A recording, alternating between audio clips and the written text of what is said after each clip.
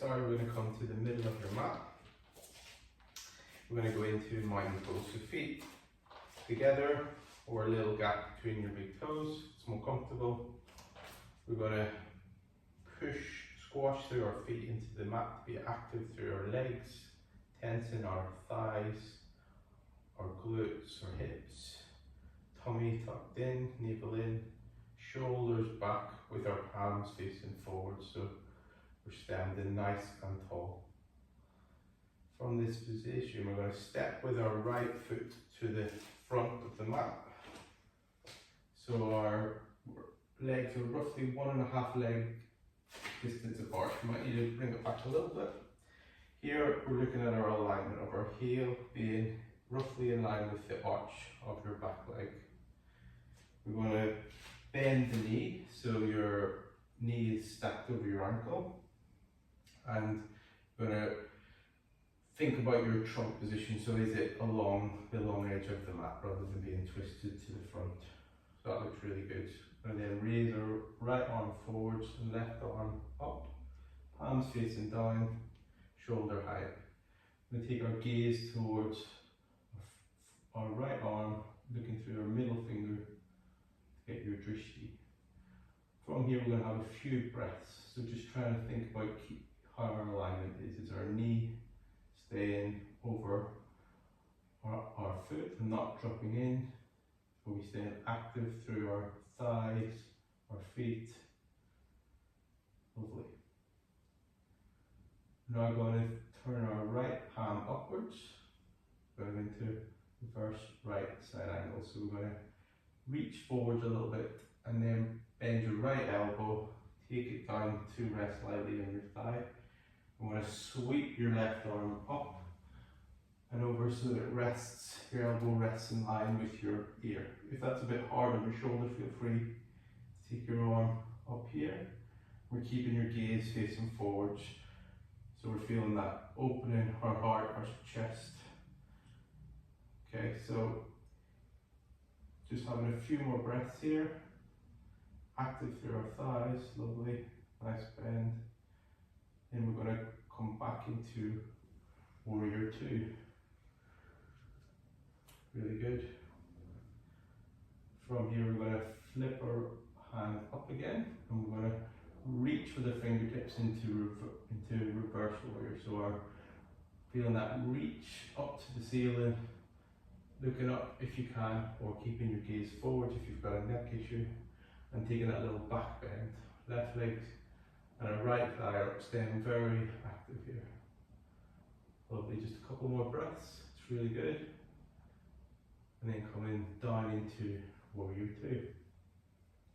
From this position, you're going to step your left foot to the front of the mat. I'm going to join you that way.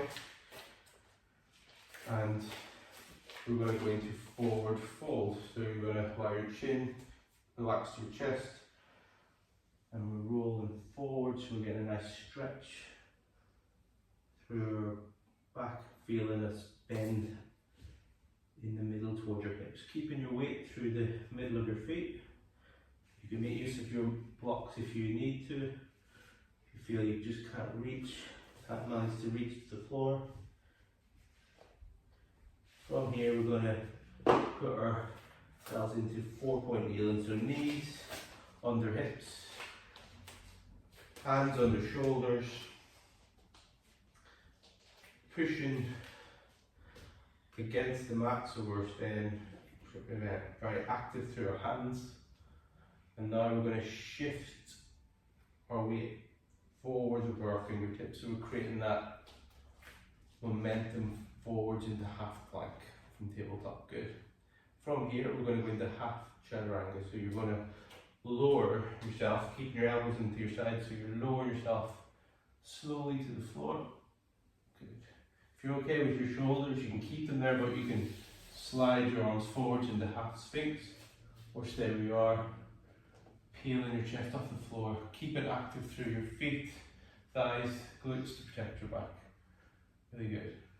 Now we're going to come onto all fours again, tuck our toes in, and lift our hips up to the ceiling, so we're creating that V shape.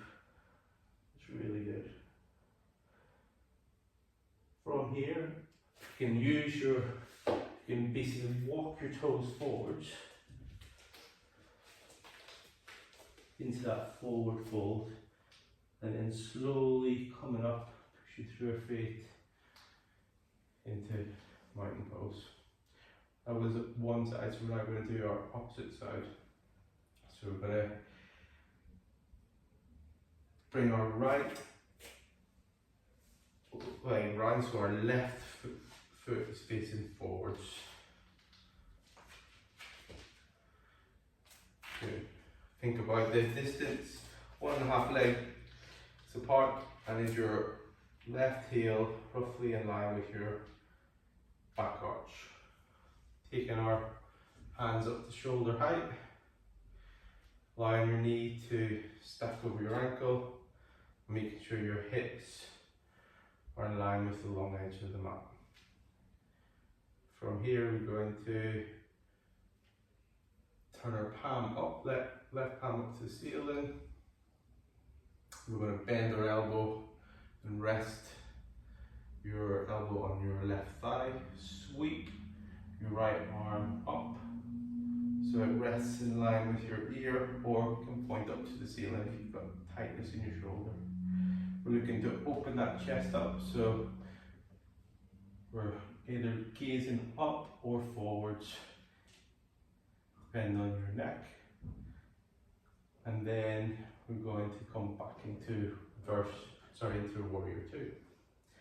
So knee stacked over ankle, hands shoulder height. We're going to flip that left palm up to the ceiling, reach with our fingertips to create length, and now reach fingertips up to the ceiling into reverse warrior. Really nice. One more breath, and then coming back into warrior two. From here, you're going to step your right leg to the front of the mat, and we're going to go into forward fold again. So neck forwards, bending slowly towards the mat.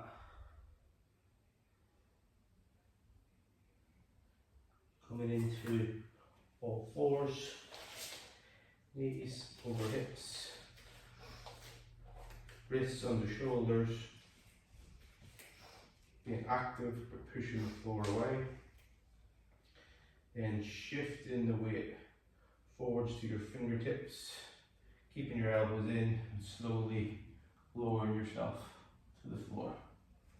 You can move your arms forwards a little bit if you need with your shoulders, and pushing upwards, feeling the active through your quads, through your glutes, so protect your back.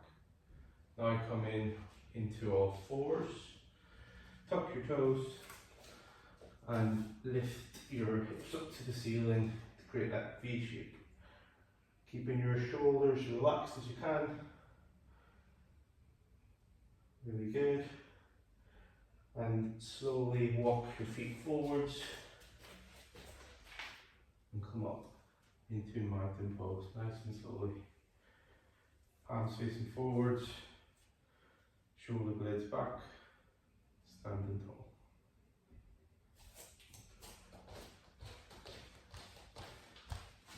The same issue was